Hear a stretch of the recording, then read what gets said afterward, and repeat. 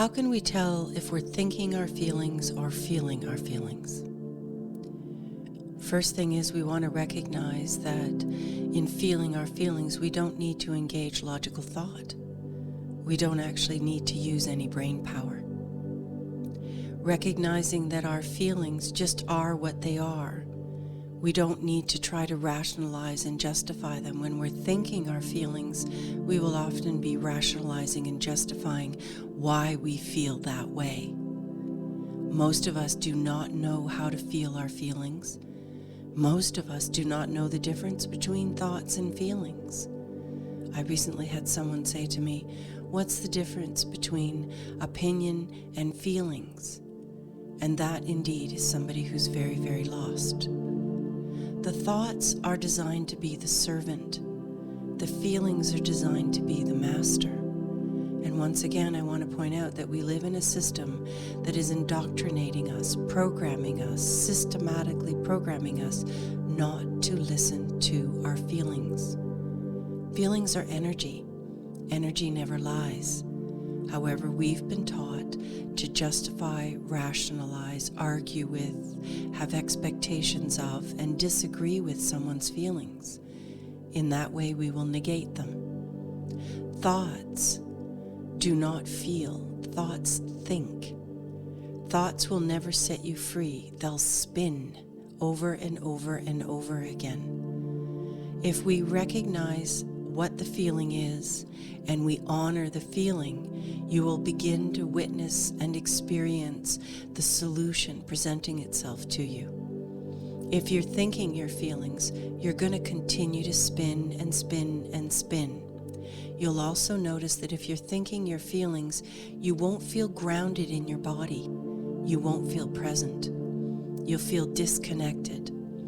And you will not begin to feel better and better. You'll feel weaker and weaker, more and more confused. One really sure way to recognize that you're thinking your feelings is that you feel confused. Confusion is the domain of the ego. Most control systems, this very dysfunctional world that most of us have been raised in, does not want you to feel your feelings. And this is because your feelings are your guidance system.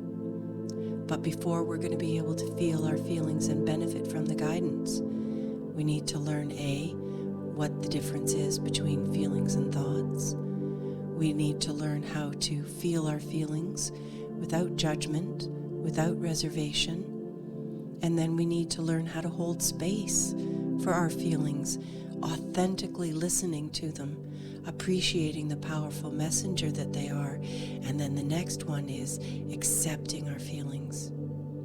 I would say that true self-confidence comes from the ability to know that you can feel whatever you feel and know that you'll survive it. When our feelings become too much, because we don't have the tools or the self-awareness to process them, we will default to our thoughts, which will feel like relief. They are not relief.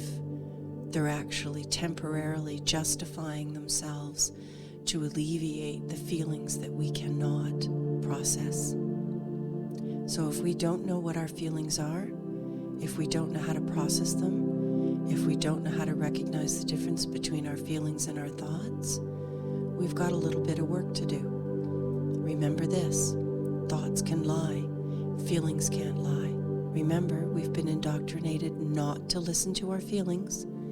We've been indoctrinated not to trust ourselves. So then somebody comes along and says to us, "I don't like the way you're feeling. You're feeling angry because I was disrespectful to you. I don't want to take responsibility for being disrespectful. So now I'm going to argue with your feelings. And if you don't have self-awareness, you will abandon your feelings in favor of defending the thoughts."